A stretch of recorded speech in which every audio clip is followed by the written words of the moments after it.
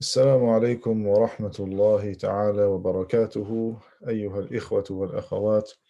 Welcome back, brothers and sisters, to our final class in the تحفة الأطفال course. So inshallah today we have a very short class covering just the last section of the poem.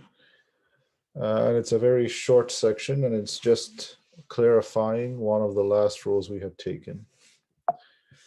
So at the end of the last class, the previous week, we had discussed the rules of med, and we had looked at 4 specific types of med. We had looked at med wajib, med jaiz, which had different parts, and then finally we had looked at al-med al-lazim.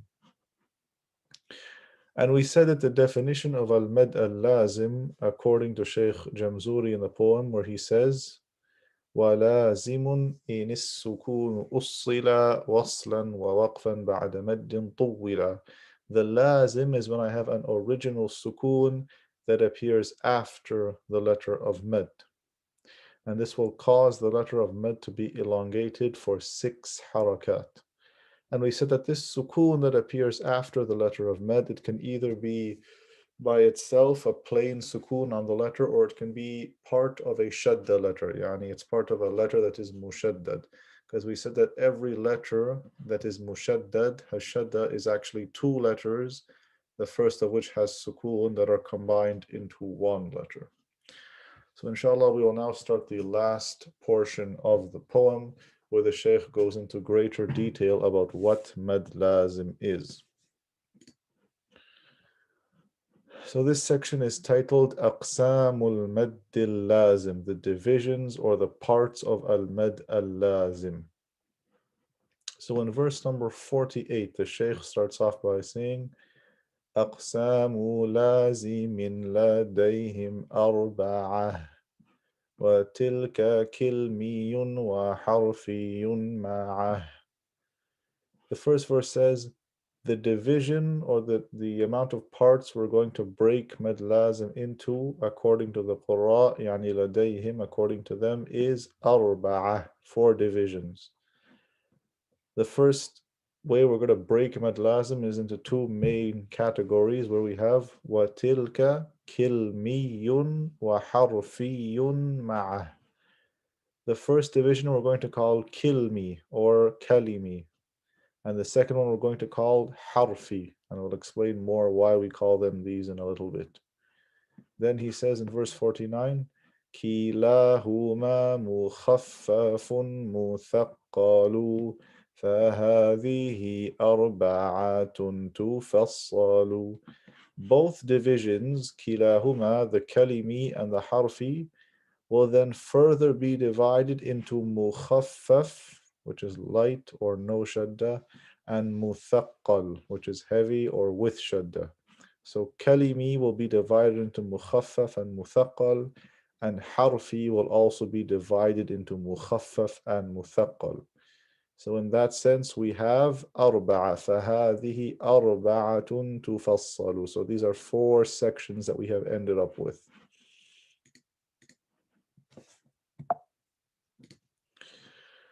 So let's go over this again according to what the Shaykh just said in the verses. Again, we said when lazim is elongated for 6 harakat. And the first section we're going to have is called al-kalimi, al-mad, al-lazim, al-kalimi. And the reason why it's called kalimi is because it pertains to mad that is taking place in words, in regular words, like ad-dallin or as-sakha, and so on. And the second division is called harfi, because this type of mad is only taking place in a selection or in a few of the 14 broken letters that appear at the beginning of surahs, the 14 huruf al-muqatta'a, the broken letters, such as kaf, ha, ya, ayn, sad, or alif, lam, mim. And we'll go into more detail with these just now. So harfi is only referring to these letters that show up at the beginning of surahs, and not all of them, but only a portion of them more specifically. And then we said each of these categories, both kalimi and harfi, will be further subdivided into mukhaffaf and muthaqqal, light, which means no shadda, and muthaqqal, which is heavy, which means with shadda. So here again, just to understand, when the Shaykh says there are 4 divisions of mad lazim, we have lazim kalimi mukhaffaf, lazim kalimi muthaqqal, lazim harfi mukhaffaf, and lazim harfi muthaqqal. So 4 divisions in total. Now the Shaykh in the next verse will go on to give a bit more explanation for each type. So first he begins by explaining what mad lazim kalimi is. So he says, فإن بكلمة سكون اجتمع مع حرف مد فهو كلمي وقع. So he says, if a sukun is joined with a letter of mad, if in one word, فإن بكلمة, if in one word a sukun is joined with a letter of mad, meaning if the sukun appears after the letter of mad. I have a letter of mad and the letter immediately after it has a sukun on it. Call this فهو كلمي وقع. This is mad lazim kalimi, right? So let's look at this in more detail. This official definition is whenever I have a letter of mad that is followed by a sukun in one composite word. Muthaqqal refers to when the letter after the letter of mad has a shadda on it. So here I have the word ad-dallin. So I have my letter of mad, ad-da, the alif here, and then right after it is a lam with shadda. So I stretch the alif for 6 harakat, ad-dallin. And then mukhaffaf refers to when the letter after the mad only has a sukoon, but it's not a sukoon that's part of a letter that has shadda. And the only example of this in the Quran for the qira'ah of Asim, another qira'ah as well, is in the word al-ana in Surah Yunus, which appears twice in Surah Yunus. The word al-ana. This is the only example of mad lazim kalimi mukhaffaf that you will find in our qira'ah. So here are some examples again of mad lazim kalimi.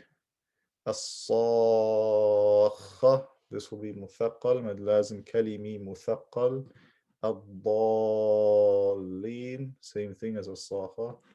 Atuhajjuni. Here I have 2 mad in the same word. I have the alif, after it is dream with shadda. Then I have the the waw, and after it is a noon with shadda. So both of these I stretch for 6 harakat. And all these 3, sakhat, dallin, atuhajjuni, are all mad lazim kalimi muthaqqal. And then the last example again is the word al-ana, where it's just plain sukoon without shadda. And again, we said this is the only example of mad lazim kalimi mukhaffaf in our qira'ah. We'll also look at 2 examples here of mad lazim kalimi mukhaffaf outside of Asim. So for example, in the recitation of Qalun, he reads this ayah 164 in this numbering. قل إن صلاتي ونسكي ومحياي ومماتي لله رب العالمين. So the other qurra, they put fatha on the ya, and they say ومحياي. So there's no reason for mad. There's no sukoon and there's no hamza after the letter of mad. But when Qalun is reading, he does have a sukoon. He does iskanul ya. He puts a sukoon on top. So what happens? I have sukoon and there's a letter of mad before it. So I have to stretch this mad for 6 harakat. Wa mahyai wa mamatiya lillahi rabbil alameen. Right, so it became mad lazim kalimi mukhaffaf. Here's another example from the qira'ah of Abu Ja'far al-Madani. So he says, Inna iddata ash-shuhuri 'inda Allah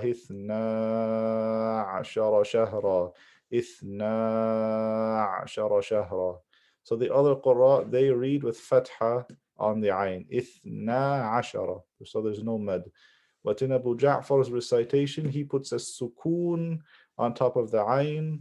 So I have sukoon before it is a letter of med. I have to stretch the letter of med for 6 harakat. Ithna ashara shahra. So that covers med lazim al-kalimi, med lazim that occurs in words. So now we're going to go on to the next type, which is the med lazim that occurs in the beginning of the letters that appear in the letters that appear at the beginning of surahs. So in this verse, the Shaykh says in verse number 51, أو في ثلاثي الحروف وجدا والمد وسطاه فحرفي بادا. So what is mad lazim harfi is if I have a letter that is spelled with 3 letters. If I take the letter and I spell it out, if I take the letter kaf, for example, and I spell it, kaf, alif, fa, it's spelled with 3 letters. And in the middle, wal maddu wasṭahu, the middle letter is a letter of mad. So if I say kaf, that's kaf, alif, fa, the middle letter is alif with mad. If I say noon, noon, wow, noon, the middle letter is wow, right? Wow al-maddiya. If I say mim, mim, ya, mim, the ya in the middle of the word is a ya maddiya. This type of mad is called harfi, right? Harfiyun, al-mad al-lazim al-harfi. So here's a further clarification. This section of mad lazim is referring to the letters of mad that exist within only 8 of the 14 separated letters, as we'll discuss further. So the total number of separated letters that appear at the beginning of surahs in the Quran are 14, but mad only applies to 8 of them. These 8 letters are spelled with 3 letters, meaning if I take them and I spell them out, I'll find that they're all spelled with 3 letters. And the second letter, meaning the middle letter, is a letter of mad. So if I look at the letter kaf, right? Kaf, alif, and then fa with sukoon. If I look at the letter mim, mim, ya in the middle, and sukoon on the mim at the end. Noon, wow in the middle, sukoon on the noon at the end, right? Because these are letters of mad and then sukoon after, as the definition of mad lazim says, I have to stretch the letter of mad in the middle of the word. And just like kalimi, we can break al-mad al-lazim al-harfi again into muthaqqal. We can break al-mad al-lazim al-harfi into muthaqqal and mukhaffaf. Muthaqqal is when idgham will occur between 2 letters. So if I have, for example, ta, sin, mim, like in the beginning of Surah Ash-Shu'ara, what's going to happen to the sin and the mim? They're going to get merged into ta, sin, mim, right? The rules of noon sakina come back again here. I merge the noon into the mim. So sin, mim becomes sin, mim, right? I read it as ta, si, or ta, si, mim. Right? This is muthaqqal because merging is happening, idgham is taking place. The second type is mukhaffaf, where no idgham is happening. So in this case, I'm just reading the letters and nothing is being merged together. Like if I have ha mim, I just say ha mim. Nothing is being merged into anything else. And then in the last section of the poem, the Sheikh also gives more details about what these 14 separated letters are. So the 14 separated letters, al-huruf al-muqatta'a, here are all the places they appear in the Quran: alif lam mim sad, alif lam ra, alif lam mim ra, kaf ya ain sad, till the end, this entire list here. These are letters that appear at the beginning of surahs, and only at the beginning of surahs, the first ayah or the first 2 ayahs of a surah. They don't appear anywhere in the middle of a surah. And the consensus, or one of the major opinions, that Allah Azza wa Jal is taking an oath by these letters, and their exact meaning is unknown. But the focus here is, why do we stretch them? Why are we doing mad on some of these letters, but not all of them. So the letters in red here are the ones that we stretch. The letters in blue we don't stretch, and we'll see why. The green means no med, and the purple for ayn means there's two options available, and we'll go through them now.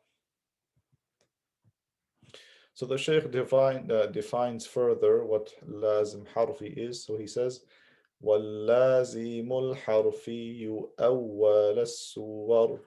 Mad lazim harfi appears at the beginning of surahs, wujuduhu, that's where it exists. وَفِي ثَمَانٍ حَاصَرٍ, and it is confined to just 8 of these 14 letters.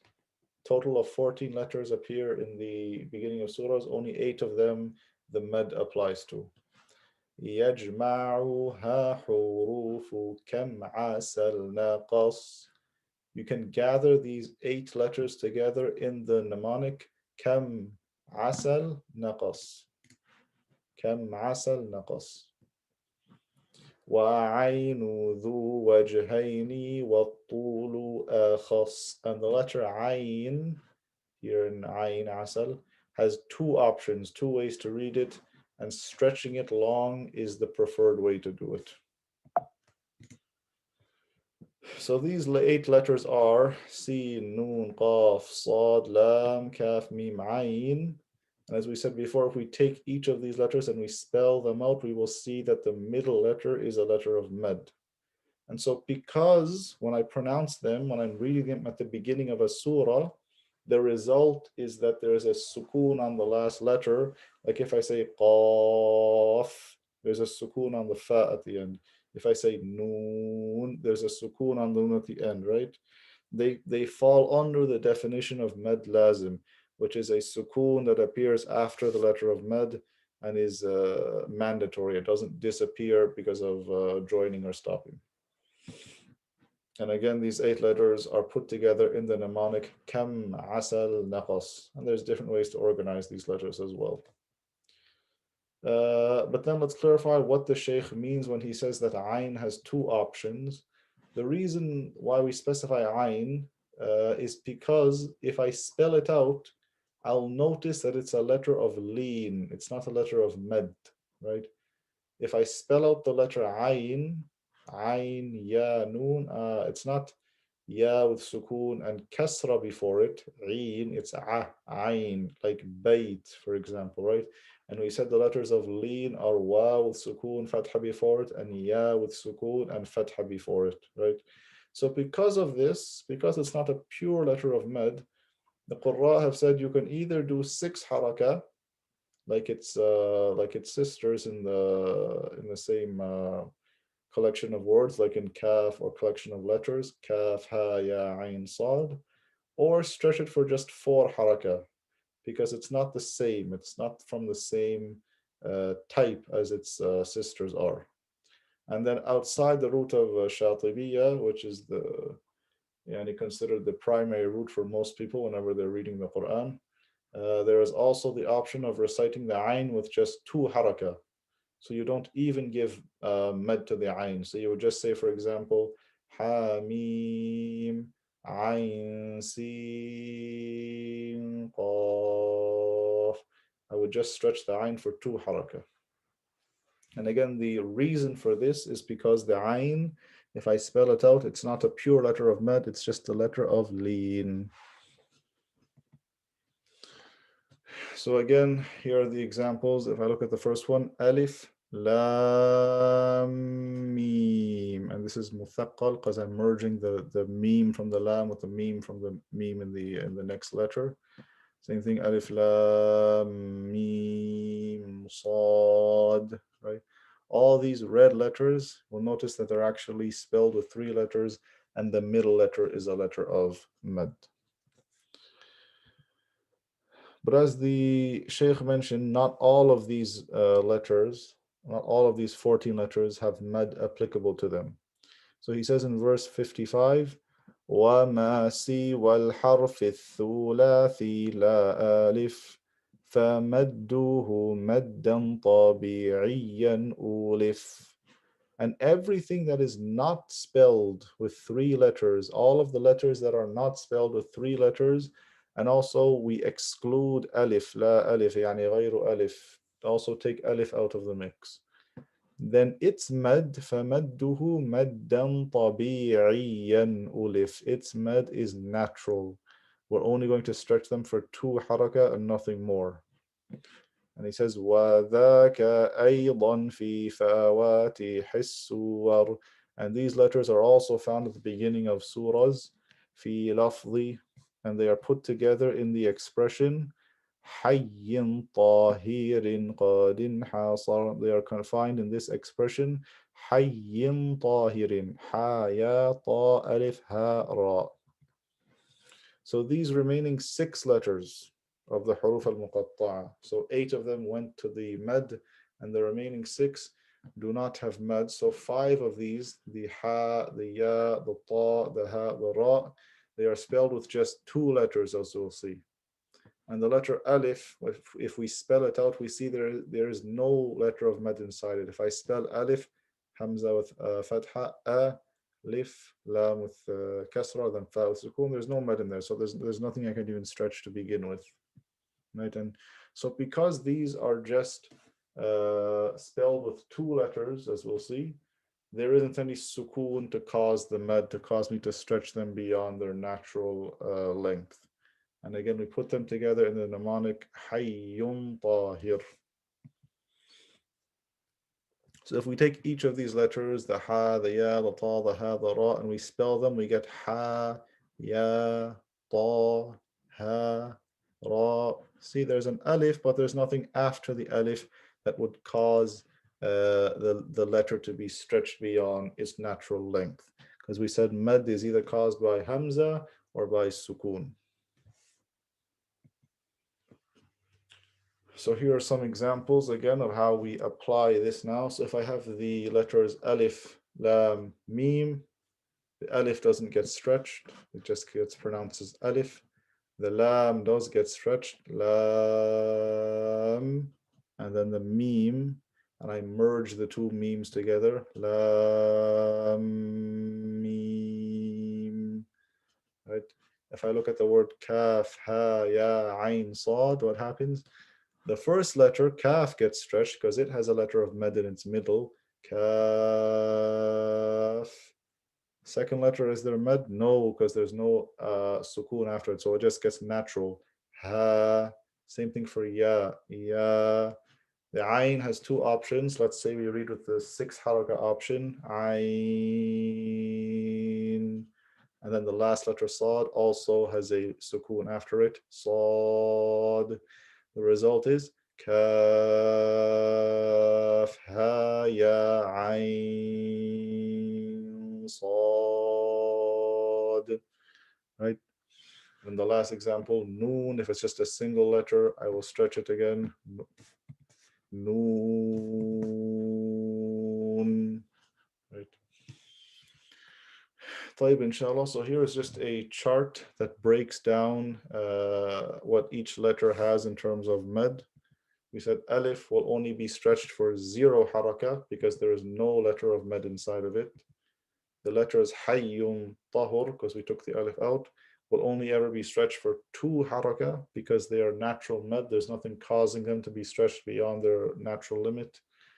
The letters of sanaqussu lakum, because we took the ayn out of kama sanaqas, will always be stretched for 6 haraka as part of mad lazim harfi, because the sukoon is always there.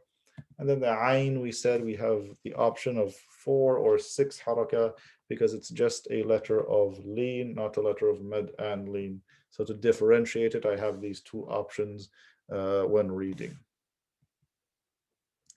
And then the final verse of the poem in terms of rules, the Shaykh says, وَيَجْمَعُ الْفَوَاتِحَ الْأَرْبَعَ عَشَرَ صِلْهُ سُحَيْرًا مَنْ قَاطَعْكَ ذَا اشْتَهَرَ.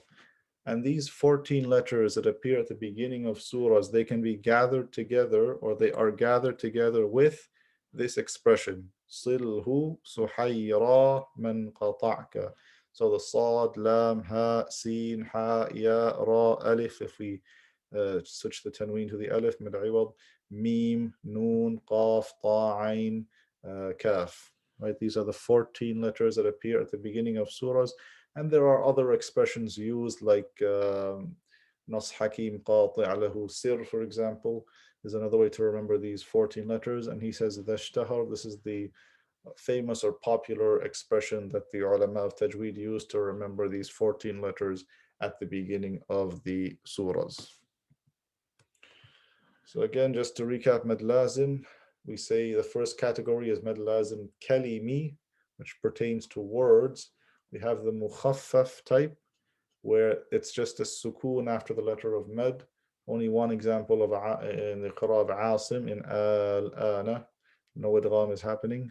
We have the Muthaqqal, such as As-Sakha, because this letter after it has Shadda, and therefore the Kha has idgham going on inside of it. Then we said we had Mad Lazim Harfi, which is Mukhaffaf with no idgham. If I just say Hamim, nothing is being merged. And then we have the Muthaqqal, which is Ta, Sim, Mim, where I merge the Sin into the Mim. And then we will now take the final 4 verses of the poem, the Khatima, where the Shaykh ends off, where he says, وَتَمَّ ذَا النَّظْمُ بِحَمْدِ اللَّهِ عَلَى تَمَامِهِ بِلَا تَنَاهِ. And he says the poem has finally been completed with the praise to Allah Azza wa Jal for its completion without end, yani without end to his praise subhanahu wa ta'ala. ثم الصلاة والسلام أبدا على ختام الأنبياء أحمدا. And salah and salam forever are sent on the seal of the prophets Ahmada, the Prophet Muhammad sallallahu alayhi wasallam. والآل والصحب وكل تابعي وكل قارئ وكل سامعي. And also salah and salam are sent on the al, the family, and the sahab, the companions, وكل تابعي, and everyone who follows after them, وكل قارئ, and everyone who recites, يعني either the Quran or the person who reads this poem, وكل سامعي, and everyone who listens, يعني everyone who listens to the Quran, or also everyone who يعني listens to the recitation of this poem. And then the Shaykh ends off with a verse which is common in many poems, where he uses a code to tell you how many verses are in the poem and what date it was written. So he says, أبياته ند بدا لي ذنها. Abiyatuhu, the number of verses in this poem are Naddun Bada. And this is part of the science of